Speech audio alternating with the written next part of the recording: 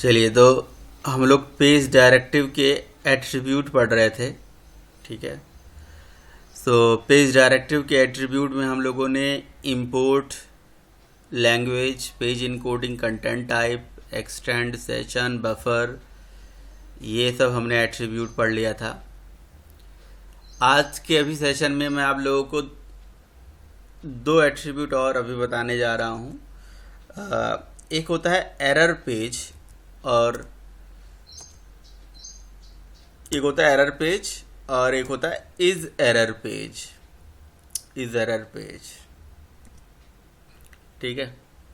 तो पहले इसके बारे में बता देता हूँ कि ये क्या करते हैं, एरर पेज और इज एरर पेज। अगर आप लोगों को याद हो तो मैंने आपको एक बात बताई थी कि जावा जेएसपी के अंदर बेसिकली हमारे 9 इम्प्लिसिट ऑब्जेक्ट होते हैं और इसमें से जितने भी इम्प्लिसिट ऑब्जेक्ट्स होते हैं, ठीक है, सारे इम्प्लिसिट ऑब्जेक्ट इम्प्लिसिटली अवेलेबल तो होते हैं, मिलेंगे आपको, रिक्वेस्ट मिलेगा, रिस्पांस मिलेगा, सेशन मिलेगा। केवल एक ऐसा इम्प्लिसिट ऑब्जेक्ट है जो इम्प्लिसिटली अवेलेबल नहीं होता है, वो होता है एक्सेप्शन। तो एक्सेप्शन आपको ऐसे नहीं मिलेगा। जब आप अपने किसी भी पेज के अंदर, इज एरर पेज के अंदर अगर ट्रू लिख दोगे ना, तो यहाँ पे ये वो इम्प्लिसिटली आपको अवेलेबल मिल जाएगा। यहाँ पे आप देखिए, ट्रू करने के बाद यहाँ पे एक्सेप्शन का ऑब्जेक्ट मिल जाता है। तो इसके पीछे क्या कहानी है, इसके पीछे क्या पिक्चर है, वो जरा हम समझते हैं।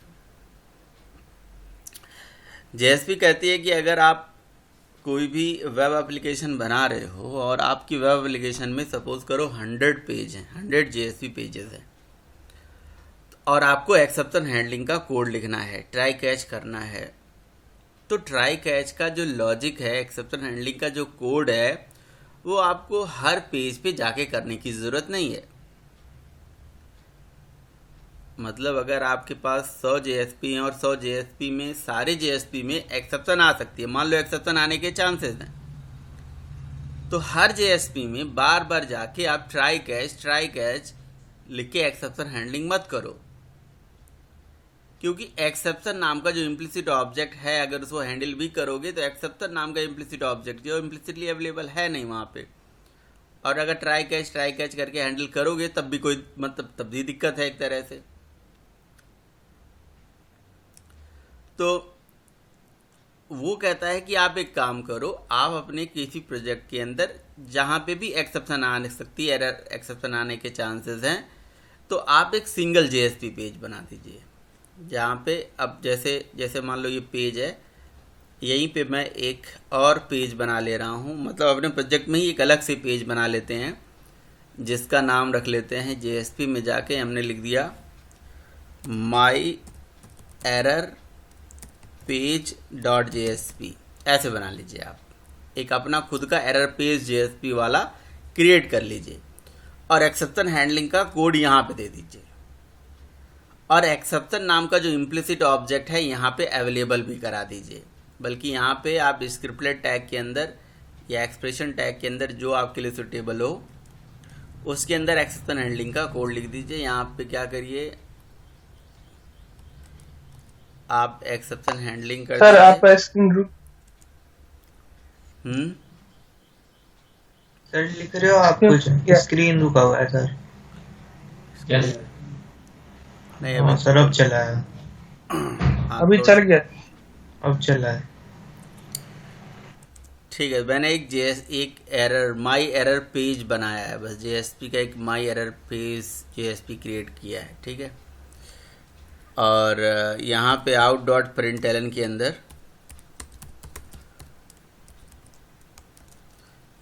मैं यहाँ पे पहले एक्सेप्शन की वैल्यू को ट्रू कर देता हूँ। इस एरर पेज को मैं इस एरर पेज को यहाँ पे ट्रू कर लेता हूँ, तो यहाँ पे एक्सेप्शन नाम का इम्प्लिसिट ऑब्जेक्ट मैं प्रिंट कर पाऊँगा। ये प्रिंट कर लिया। तो मतलब कहने का ये है कि अगर आपकी कोई जेएसपी है जिसमें सपोज करो 100 JSP पेजेस हैं, तो हर पेजेस में जाके मैनुअली आपको एक्सेप्शन हैंडलिंग करने की ज़रूरत नहीं है। एक्सेप्शन हैंडलिंग का कोड एक खुद का एरर पेज बना दीजिए, खुद का एक्सेप्शन पेज बना लीजिए। जैसे मैंने my error page dot JSP create करा, जिसमें इस एरर पेज एट्रीब्यूट में ट्रू पास कर दिया और और यहाँ आउट डॉट प्रिंटरल में एक्सेप्शन को प्रिंट कर लिया है।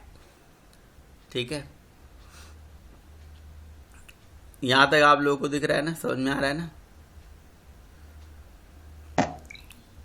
ओके, यस सर, कोई दिख रहा। Yes sir. तो उसके बाद आप क्या करिए, उसके बाद की क्या कहानी है। अब जैसे हर पेज पे इज एरर पेज को ट्रू मत करिए। पहली बात आपने कहा ये इज एरर पेज होता क्या है। इस एरर पेज एट्रीब्यूट क्या करता है, आपके एक्सेप्शन नाम के इम्प्लिसिट ऑब्जेक्ट्स को उस पेज में अवेलेबल करा देता है। मतलब एक्सेप्शन नाम का इम्प्लिसिट ऑब्जेक्ट जो है हमारा, जिस पेज में is error page is equals to true लिखा होता है ना, उस पेज में आपका एक्सेप्शन ऑब्जेक्ट इम्प्लिसिटली अवेलेबल हो जाता है, वहाँ आप यूज़ कर सकते हो। इसीलिए मैं यहाँ पे इज एरर पेज ट्रू करके और यहाँ पे एक्सेप्शन को प्रिंट कर पा रहा हूँ। अगर मैं इज एरर पेज को हटा दूँ, ट्रू मत करूँ, तो बाय डिफॉल्ट इसकी वैल्यू फॉल्स होती है। तो आप यहाँ पे देख सकते हो एक्सेप्शन में एरर आने लगेगा। एक्सेप्शन नाम का इम्प्लिसिट ऑब्जेक्ट यहाँ पे इसमें एरर आ गया। ठीक है, इसलिए मैं इसे कंट्रोल Z कर देता हूँ।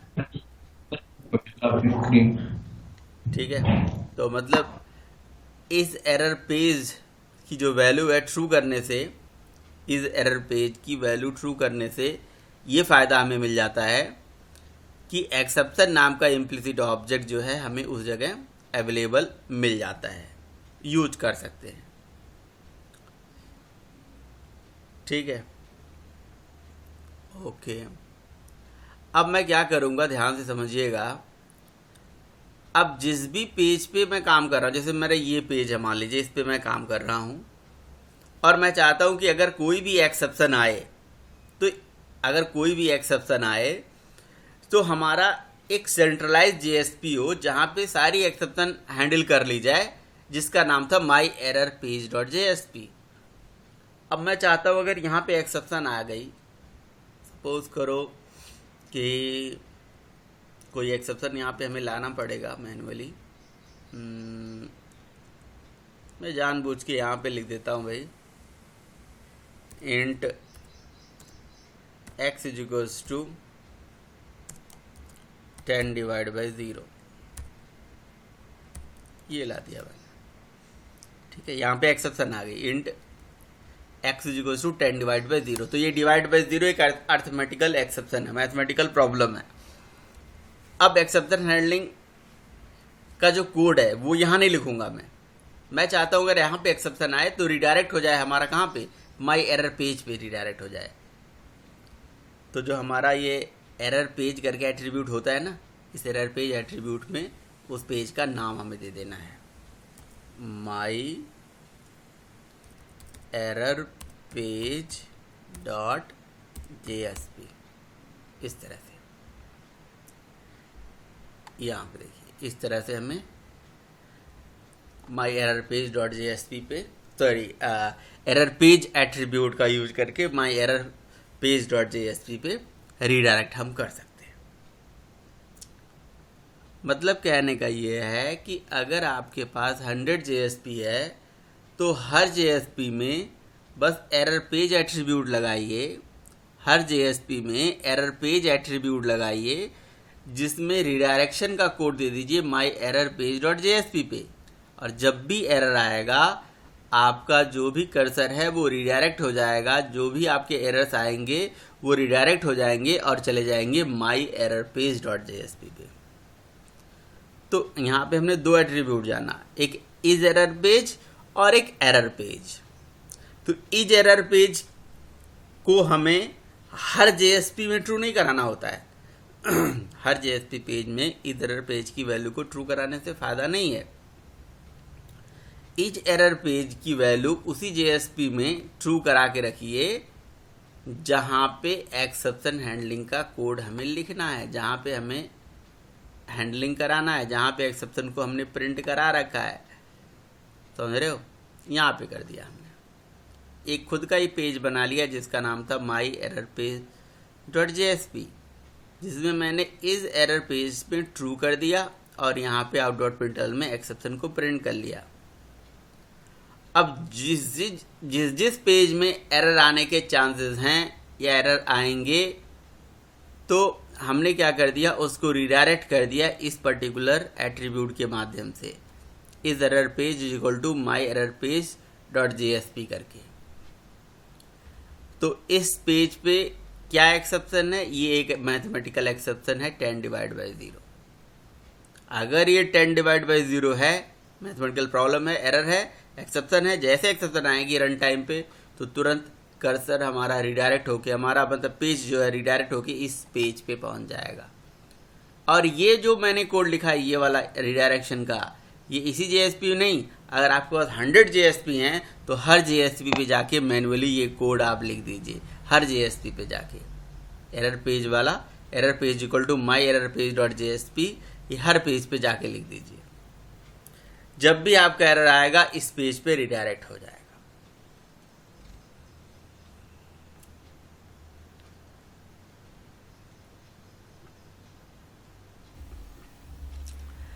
ठीक है, तो इसको ज़रा हम रन कर लेते हैं। हर पेज जिस पेज पे एक्सेप्शन आएगा ना, तो हमेशा वहीं पे ये रिडायरेक्ट होके चला जाएगा।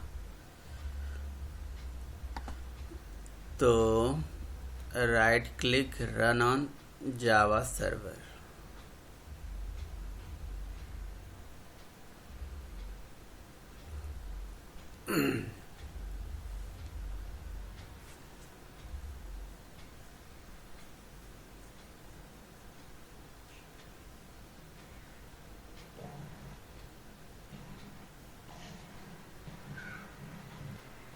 ठीक है, यहाँ से हम अपने इंडेक्स पेज पे चले जाते हैं।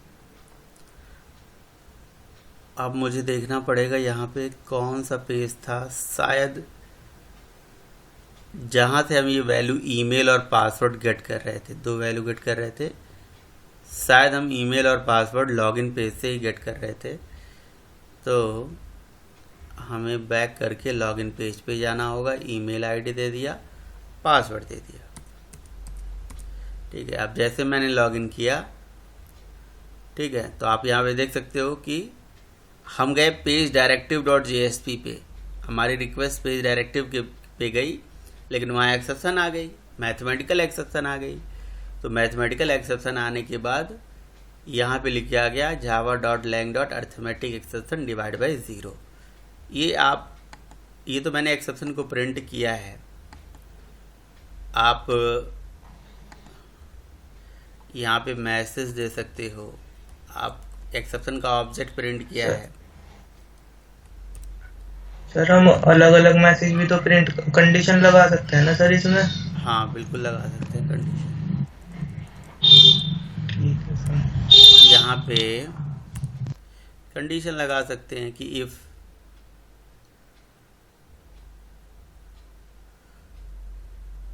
यहाँ पे लिख सकते हैं कि इफ ये जो एक्सेप्शन यहाँ पे आई है इज इंस्टेंस ऑफ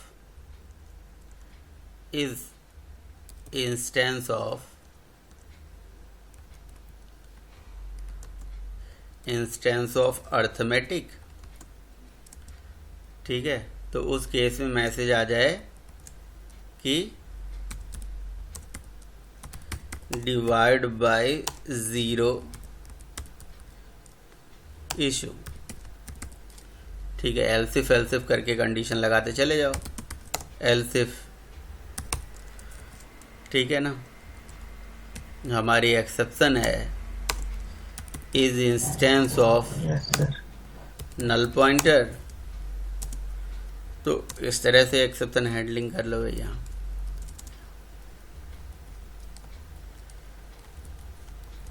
ठीक है, नल पॉइंटर इशू,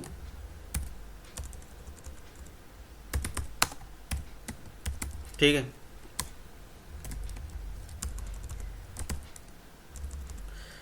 और इस तरह से जितने मर्जी उतने एल्स इफ लगा सकते हो, लास्ट में एल्स लगा लो।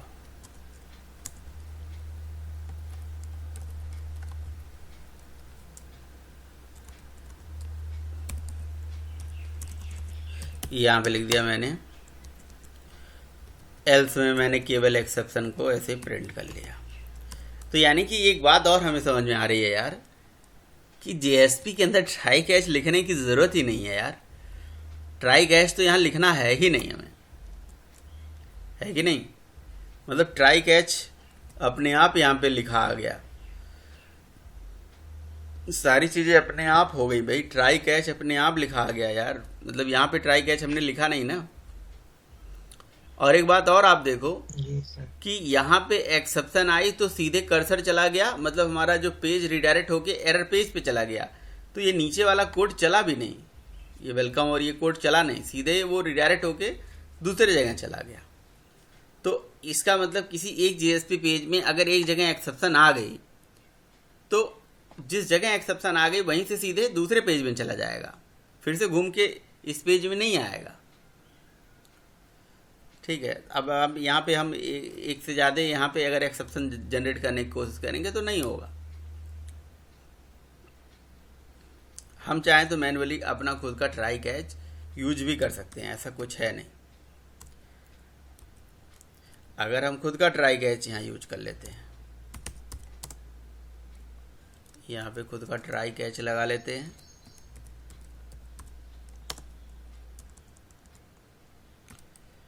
ट्राई कैच, और यहाँ पे ओपनिंग क्लोजिंग कर लेते हैं। ठीक है। और system.out.println के अंदर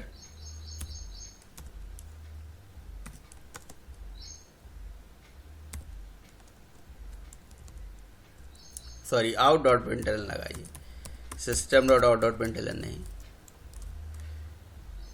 out.println के अंदर यहाँ पे ये मैसेज हमने प्रिंट कर दिया, और साथ में यहाँ पे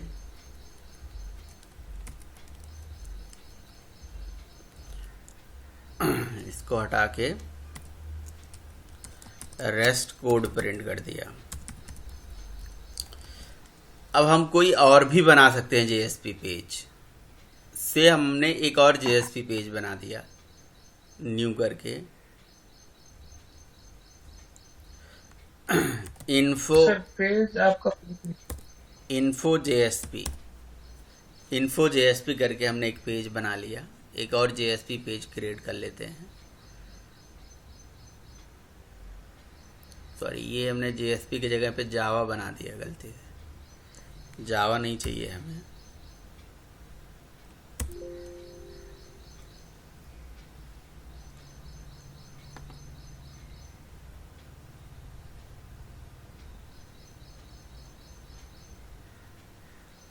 वेब कंटेंट पे राइट क्लिक करके न्यू करके एक जेएसपी पेज बनाएंगे हम, इन्फो। तो ये बन गया, देखिए, इन्फो जेएसपी पेज। ठीक है। अब मैं क्या करूंगा, इन्फो जेएसपी पेज में मैं चाहता हूं कि यहां पे कोई नल पॉइंटर एक्सेप्शन लाऊं, और वहां पे भी जब एक्सेप्शन हो तो कर्सर कहां चला जाए, उसी पेज पे। तो यहां पे क्या करूंगा, error page equal to my error page dot JSP लिख दूंगा। यहाँ पे क्या लिख दिया मैंने, यानी कि नया जेएसपी पेज हमने बनाया है जिसका नाम है इन्फो डॉट जेएसपी, और वहाँ पे लिख दिया error page equal to my error page dot JSP. यानी कि जैसे एरर आएगा, जैसे एक्सेप्शन आएगा, यहाँ पे भी जब एक्सेप्शन आएगा तो कहाँ चला जाएगा, एरर पेज, सॉरी, माई एरर पेज डॉट जेएसपी पे चला जाएगा। इस पर भी मैंने यही लिख दिया। अब मैं यहाँ पे क्या करूँगा, कोई एक्सेप्शन लाता हूँ, नल पॉइंटर एक्सेप्शन रेज कर देता हूँ, और ठीक है। सो नल पॉइंटर एक्सेप्शन कैसे आ सकता है, मैं लिख दूंगा string s equals to null, और यहाँ पे लिख दिया मैंने आउट डॉट प्रिंटलन के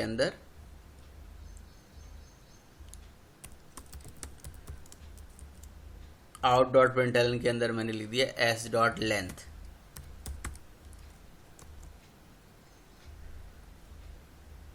एस डॉट लेंथ, ठीक है। स्ट्रिंग की वैल्यू नल है तो लेंथ चलेगा नहीं, ठीक। सेव कर दिया। तो ये info.jsp पे हमने कोड लिखा है, ठीक है। Error page equal to value my error page पे रिडायरेक्ट कर दिया और उसके बाद स्ट्रिंग एस की वैल्यू नल कर दी। आउट डॉट प्रिंटलन के अंदर हमने एस डॉट लेंथ मेथड यहाँ पे चला दिया। दिख रहा है ना आप लोगों को? कोई दिक्कत तो नहीं है? थोड़ा सा स्लो आ रहा होगा स्क्रीन, कोई दिक्कत नहीं, इसीलिए मैं थोड़ा इसमें धीरे ही बता रहा हूँ आपको। आ रहा है, दिख रहा है ना? हाँ जी, अभी तो दिख रहा है। ठीक है। अब मैं देखिए मैं यहाँ से क्या करने वाला हूँ। मैंने ईमेल आईडी और पासवर्ड यहाँ से दिया और मैंने लॉगिन पे जैसे ही क्लिक किया तो हम लोग कहाँ चले गए? हम लोग चले गए अगले पेज पे।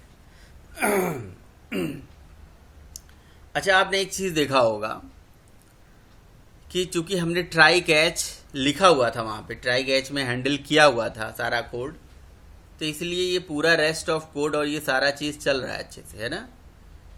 ट्राई कैच हमने लिखा हुआ था ना, इस वजह से एक्सेप्शन आई कहाँ पे? यहाँ पे एक्सेप्शन आ गई। ट्राई कैच हमने लिखा हुआ था तो यहाँ से ट्राई में गया, यहाँ हैंडल हो गया। लेकिन वही बात हो गई ना, जब ट्राई कैच आपको लिखना ही है तो फिर एरर पेज क्यों लगा रहे हो? जब ट्राई कैच आपको लिखना ही है खुद का अपना, तो एरर पेज क्यों लगा रहे हो? इसीलिए ट्राई कैच हटा देते हैं। अगर एरर पेज लगाओगे, ट्राई कैच लगाओगे तो फिर क्या मतलब है? हटा दो ना, ट्राई कैच लगाना ही नहीं है। जेएसपी कहती है कि आप अपने हर जेएसपी में जाके ट्राई कैच इस तरह से एक्सेप्शन हैंडल करो ही नहीं। ठीक है, हमें तो वही देखना है ना कि हम उस पेज पे रिडायरेक्ट हो रहे हैं कि नहीं हो रहे हैं। तो इसलिए मैंने इसे हटा दिया और इसको बैक करके फिर से रिफ्रेश कर दिया। यहाँ ईमेल आईडी डाला, पासवर्ड डाला और यहाँ से लॉगिन किया। कहाँ चले गए भाई? डिवाइड बाय ज़ीरो इशू, यानी कि हम अगेन कहाँ चले गए? अच्छा, ये जो कोड है रेस्ट ऑफ कोड, ये नहीं चलेगा। एक्सेप्शन आते ही वो रिडायरेक्ट हो जाएगा कहाँ पे? इस पेज पे रिडायरेक्ट हो जाएगा। ये पेज नहीं, ये कोड नहीं चल रहा है, ये कोड चलेगा भी नहीं, ये नॉट रीचेबल है। ठीक है, तो बिल्कुल उसी तरह से जो रूल आप फॉलो करते हो वही सेम रूल है यहाँ पे। तो कहाँ पे है भाई? ये है माई एरर पेज, ठीक है। इसमें ये इफ एल्स में कंडीशन जाके चेक किया कि इसमें अर्थमेटिक का इंस्टेंस है तो ये चल गया। अच्छा, नल पॉइंटर का इंस्टेंस जरा हम चेक कर लेते हैं। अब मैं यहाँ से क्या करूँगा?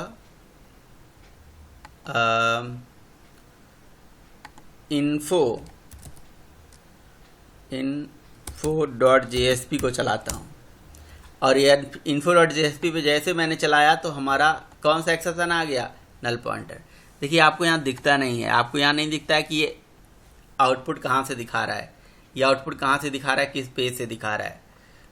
ये ऐसा नहीं दिखाता है, ये रिडायरेक्ट हो जाता है डायरेक्ट, और जहाँ पे रिडायरेक्ट हो जाता है वहीं से आउटपुट आपको दिखा देता है।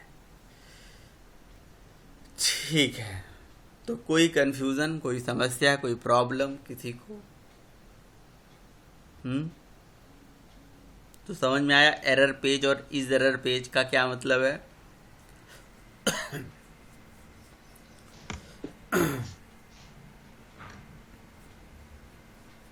सर स्क्रीन कुछ दिखाई नहीं दिया सर, सिर्फ आप बोल रहे थे